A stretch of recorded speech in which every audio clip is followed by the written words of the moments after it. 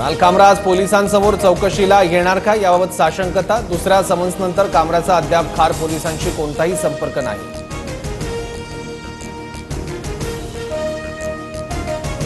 बीडच्या अर्धामसला गावातील मशिदीमधील स्फोट प्रकरणाचा तपास स्थानिक गुन्हे शाखेकडे वर्ग। दोन्ही आरोपींना 3 एप्रिलपर्यंत पोलीस कोठडी।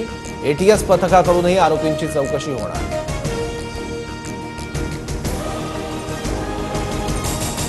मी गुढी उभारत नाही, गुढीपाडव्याच्या आदल्या दिवशी छत्रपती संभाजी महाराजांची हत्या, आम्ही काय आनंदाची गुढी उभारावी, विजय वडेट्टीवार यांचं वक्तव्य।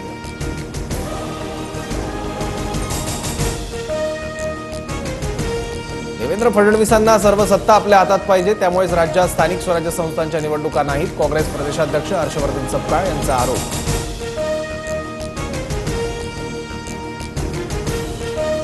प्रशांत कोरटकरची कोल्हापूरच्या कळंबा कारागृहातील अंडा सेलमध्ये रवानगी। कोरटकरवर 10 सीसीटीव्ही कॅमेऱ्यांची नजर असणार।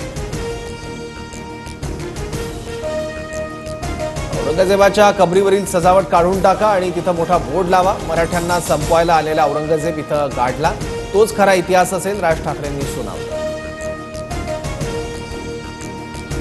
नोटबंदी काळातील 101 कोटी रुपये राज्यातल्या 8 जिल्हा मध्यवर्ती बँकांमध्ये पडून जुन्या नोटांबाबत निर्णय होत नसल्यानं जिल्हा बँक प्रशासन हतबल, तर बँकांनी जुन्या नोटा मुदतीत परत न दिल्याचा आरबीआयचा दावा।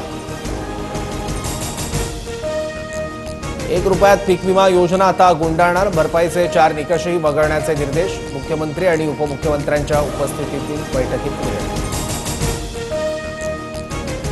पुढील 5 दिवस राज्यात ढगाळ वातावरण, वादळी वारे, ढगांच्या गडगडाटासह अवकाळी पावसाचा अंदाज। बहुतांश भागात गारपिटीची शक्यता। महाराष्ट्राची लोकप्रिय वृत्तवाहिनी आता फ्री डिशवर। उद्यापासून TV9 मराठी डीडी फ्री डिशवर पाहता येणार। डीडी फ्री डिशच्या प्रेक्षकांना 68 क्रमांकावर TV9 मराठी दिसणार।